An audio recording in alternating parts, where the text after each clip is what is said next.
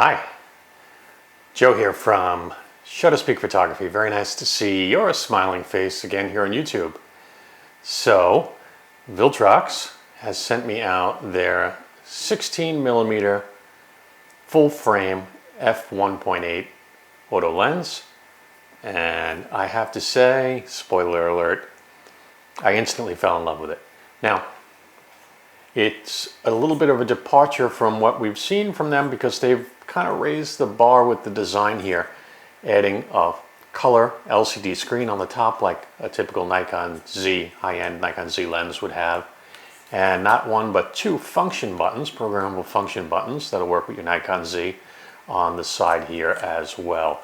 So that's wonderful. Of course, typical Viltrox, we do have the aperture ring, which you can put in auto, and then you can switch from smooth to click depending on if you're doing photography. So videographers prefer to have that smooth aperture, and photographers tend to want to have that clicking so that they know that they've made the switch from one aperture to the next. So build quality, absolutely fantastic.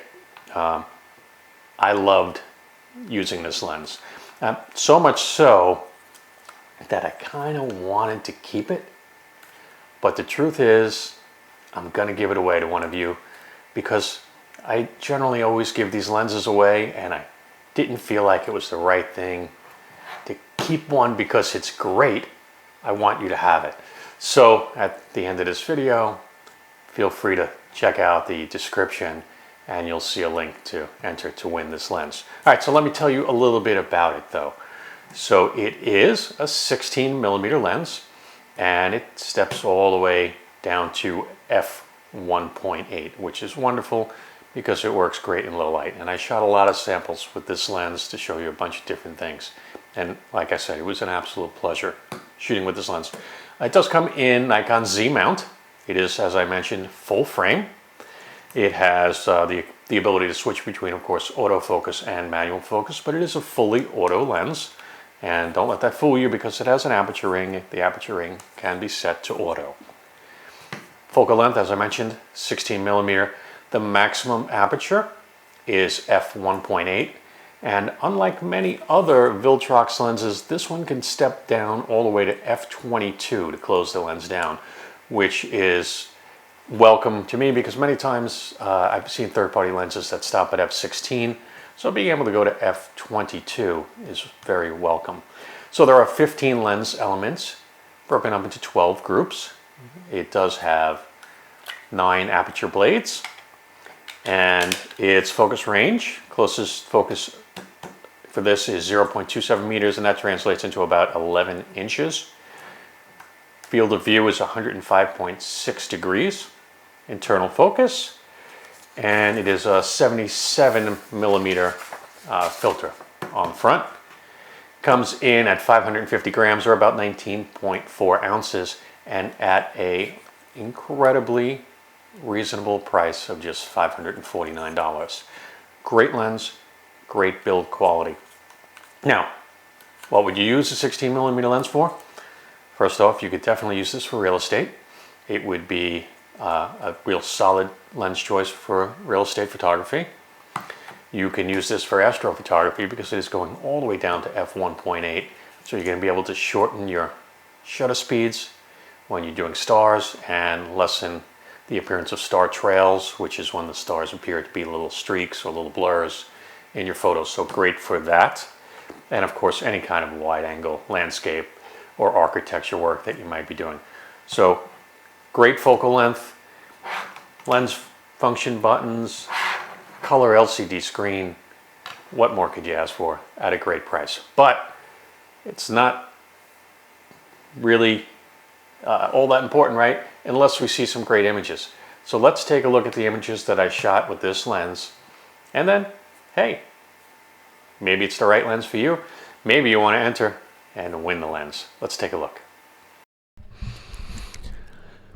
All right, so you already know my opinion on the Viltrox because I definitely kind of made it clear that I thought this was a fantastic lens, but of course the proof is always in the images, and just like when you're able to get like these sweeping, like wide landscapes, it's really just fantastic. And you can see the lens does a great job here. This is at f8, and it just does a beautiful job from corner to corner.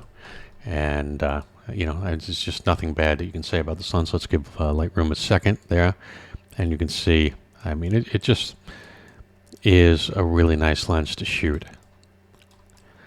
So we can see it's sharp all the way across. And you would expect that at f8, to be fair. If it wasn't sharp at f8, you know, I couldn't recommend any lens. And again, just a nice ability to be able to go wide when you see things and capture the environment around it. And again, a little architecture, and again, to be able to get some really nice straight lines. And again, that's a key part to architecture, and you can see we're getting really beautiful straight lines here. So that's definitely a testament to what you can do with this lens. And here we are again, you know, going wide, get down low, and we're able to get this historic Thunderbird in front of a historic hotel. Again, looking at the nice straight line here on the side and the straight lines here. Again, lens doing a really, really nice job. So yeah, I'm super happy with it. But then we can move to indoors, and hey, let's drop down. And I should mention, by the way, this is f10, but we can drop down to f1.8 now, and all of a sudden we're able to pull in so much more light, and we're able to capture handheld spaces like this one.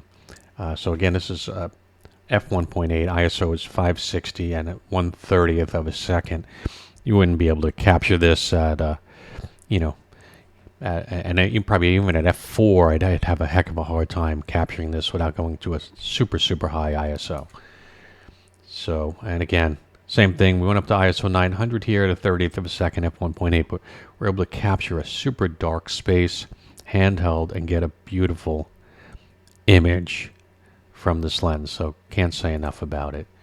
And again, being able to capture those wide spaces at 16 millimeter, which is super nice. This is at f2.8, and you can see as we go in, again, always got to give Lightroom a second. There we go, and you can see the nice detail here in the photo. It really pulls together an absolutely beautiful photo of this very historic theater.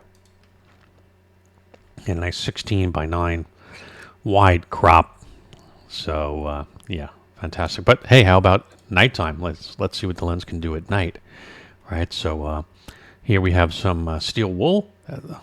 So a steel wool demonstration that's being done, and you know, we can see you know, a bit of a long exposure here. I believe this is a 6-second exposure. You can see the nice crisp stars here in the background, and this wasn't a super sharp location either. I'm sorry, a super dark location. It was kind of a bright location, actually, right by St. Petersburg Beach.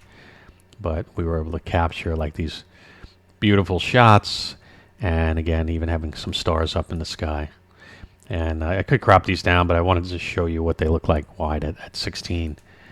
Some really beautiful shots. So again, lens just handling really, really well. And then last but not least, a nighttime shot here that I tried to pull off. And again, even though we're not really in a dark area, but and this was 15 seconds, and you can see we have some nice stars. Maybe pretty windy, so I do see a little tiny bit of distortion in these stars. Maybe a little bit of the wind hitting the tripod, but for the most part, it looks pretty good. And you know, hey, you know, I'd be happy with this. And again, not a dark sky location, so you can see the brightness reflecting in the clouds from St. Petersburg Beach, which is actually behind me in this photo, but yeah, just too much city light around, I guess. But still, I thought the lens handled very, very well. So overall, I have nothing bad to say about this lens, and I think you'll love it. All right, it's also important that we look at some lens test charts so we can kind of understand what type of quality we're getting from this lens. And here we are at f1.8, and you can see we're looking pretty good.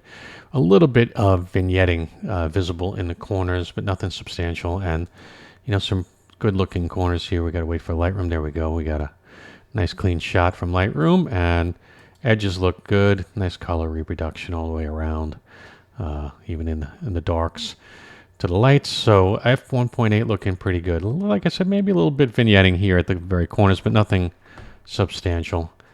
And we can see a reduction of that at, by f2.8 for sure, looking almost completely even. And some great sharpness in the middle there. Everything looking really, really nice. And now as we jump up to f4, almost completely even shot here. And we can see that f5.6, almost the same. f8 looking nearly identical. f11,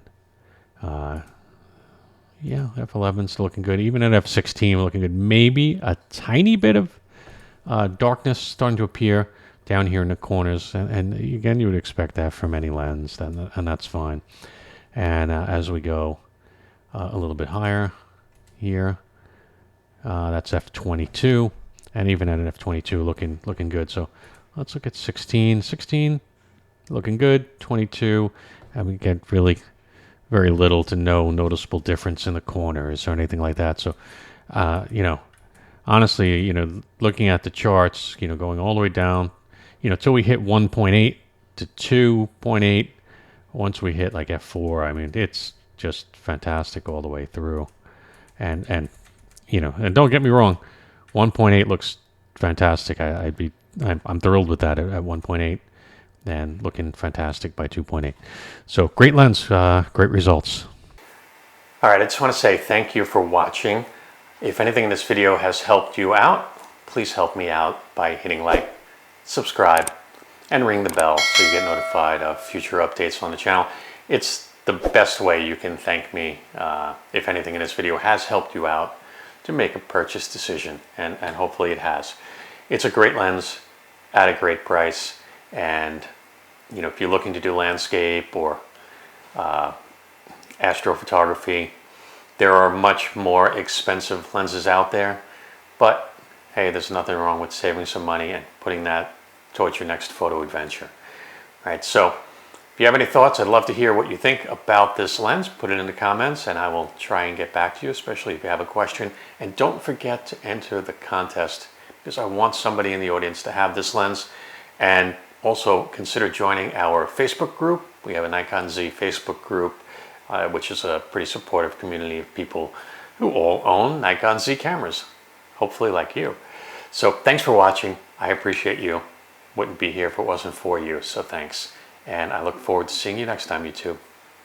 Bye-bye.